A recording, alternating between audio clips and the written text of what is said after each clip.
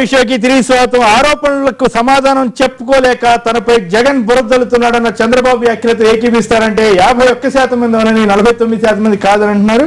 ఇక వెంకట్రావు గారు మాట్లాడండి. హలో, నమస్కారం అండి. నమస్కారం, మాట్లాడండి.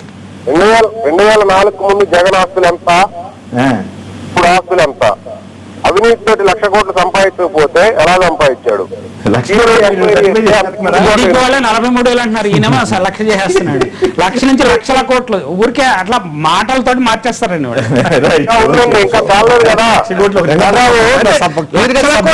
మాట్లాడాలి.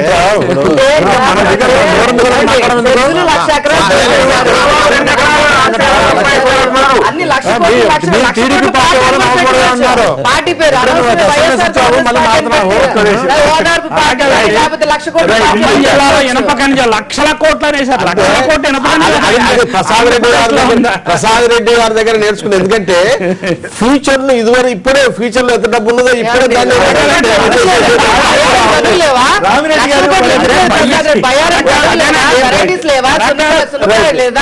లేకపోతే గాలి జనార్దన్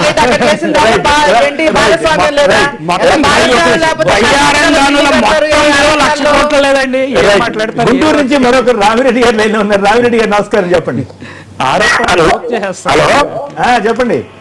నమస్తే సార్ గారు. నమస్కారం, చెప్పండి సార్. ఇందాక అనురాధ మేడం గారు ఒక మాట అన్నారండి. ఎమ్మెల్యే కంటే 14 ఉన్నారు, 30 ఉన్నారు, 26 ఉన్నారు అని చెప్పి అంటున్నారు. బస్సు యాత్రకి ఎమ్మెల్యేలుగా పూర్ణ సంబంధం లేదు సార్. అసలు జగన్మోహన్ రెడ్డి యొక్క ఇది కోసం ప్రజల్లో ప్రచారం చేయడానికి ఒక 10 మంది మా కార్యకర్తలు చాలు సార్. అంతేనంటారు. ప్రభుత్వం దించాలనే ఉద్దేశంతో కాదు సార్. 26 మంది 30 మంది ఉన్నారని ఈ ప్రజలకి తెలియపరచడానికి సామాన్య పౌరులు ఉంటే చాలు. చాలా అలకలు 14 మందికి వచ్చారు కాబట్టి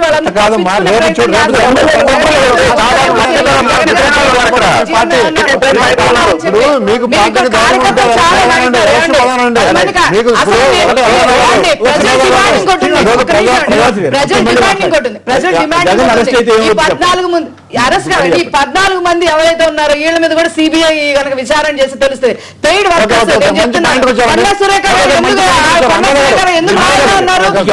కొండా సురేఖ గారు ఎందుకు లాయల్ గా ఉన్నారు? కొండా మురళి గారు మర్డర్ కేసుల నుంచి బయట తీసుకొచ్చారు కాబట్టి. పుల్లల పద్మావతి గారు ఎందుకు ఎమ్మెల్సీ ఇచ్చారు కాబట్టి. రాజశేఖర రెడ్డి గారు జూపూడి ప్రభాకర్ రావు గారు ఎమ్మెల్సీ ఇచ్చారు కాబట్టి.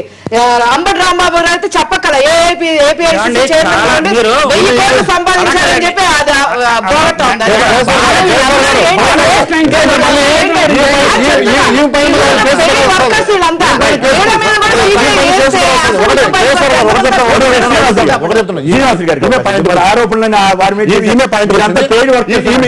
ఈమె పాయింట్కి వచ్చింది అనురాధ గారు. ఎందుకంటే బహుశా ఈమెకు ఎక్కడ శాసనసభ్యులు ఆమెకు అవగాహనగా లేనట్టుంది. బహుశా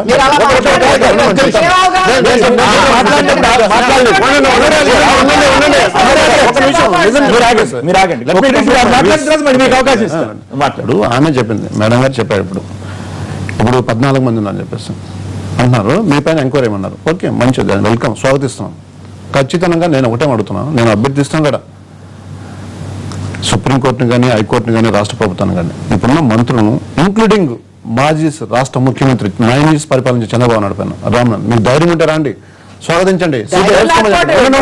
బాధపడుతున్నాడు. ఆరోపణ సమాధానం చెప్పుకోలేక జగన్ ఇట్లా ఆరోపణ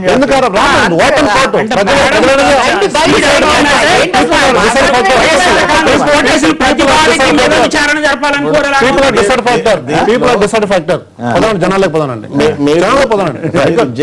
జగన్ గారు కాంగ్రెస్ పార్టీ వ్యతిరేకించేసి వేరే పార్టీ పెట్టుకునే సందర్భంలో కాంటెస్ట్ చేశాడు. కాంటెస్ట్ చేసినప్పుడు 25 మంది, 26 మంది, 30 మంది వరకు ఉన్నారు మాతోటి ఎమ్మెల్యే అన్నారు.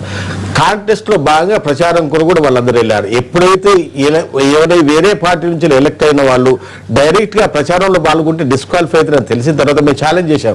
మీరు అన్నారు కదా, వెళ్ళారు కదా, క్షేత్రస్థాయిలో రండి, ముందరికి రండి, ఈ తెరచాటుని కాదు ముందరికి రండి ఛాలెంజ్ చేస్తే ఎవరు రాలేకపోయారు. ఎందుకు రాలేకపోయారంటే ఒకవేళ వాళ్ళు ప్రచారం చేయనటువంటి డిస్క్వాలిఫై అవకాశం ఉండే. మీరు ఈ అనైతికమైన పద్ధతుల ద్వారా ఎమ్మెల్యేలు పెట్టించేసి మీరు నైతికత గురించి మాట్లాడుతారు. ప్రసాద్ రెడ్డి గారు నైతికత గురించి మాట్లాడుతూ మీడియా, కానీ ఈ అనైతిక ఎమ్మెల్యేలు ఈ విధంగా ఇవ్వడం కూడా ప్రజాస్వామ్యంలో భాగంగానే ఉన్నారు. చెప్పాలండి. మీరు ఇప్పుడు జగన్ కి మాట్లాడినవాడు కానీ జగన్ తోటి సంబంధాలు ఉండేవాడు కానీ జగన్ పార్టీకి ఓటేసిన వాడిని కానీ అందరి మీద విచారణ జరిపించాలన్న స్పీడ్ లో మాట్లాడుతున్నాను.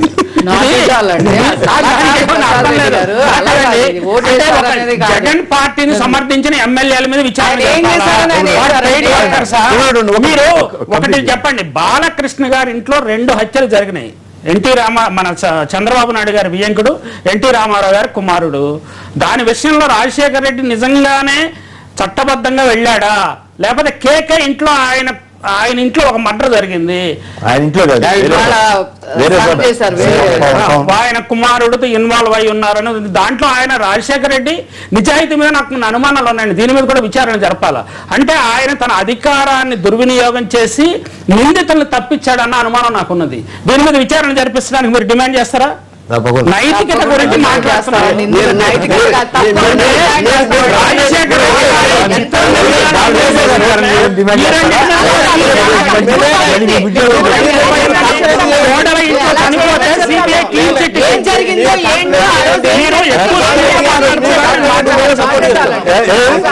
ఏమంటారు కమలాకర్ గారు సార్ చెప్పినట్టు అన్నారు నైతికమా నైతికమని.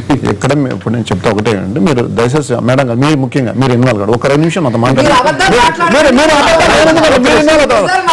చూస్తామంటే మీకు మేయర్ గా పనిచేస్తారు, ఎక్కడ కార్పొరేట్ ఎక్కడ పనిచేసి మాట్లాడించలేదని తెలుస్తుంది. మేము చూస్తామంటే ఒక నిమిషం.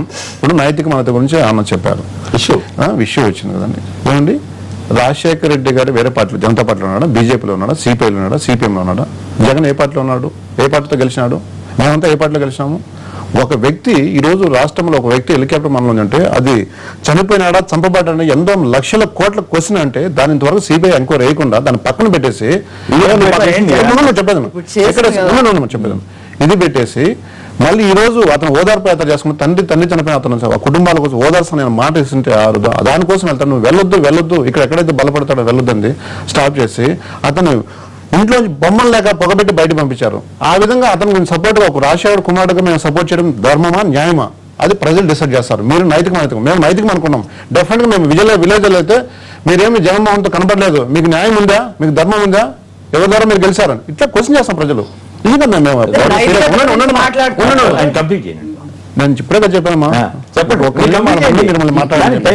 ఈ విధంగా మేము దాని గురించి మేము నైతికంగా మేము ఫీల్ అవుతున్నాం. ఎంతమంది వారు ఎంతకీ మీ వైపున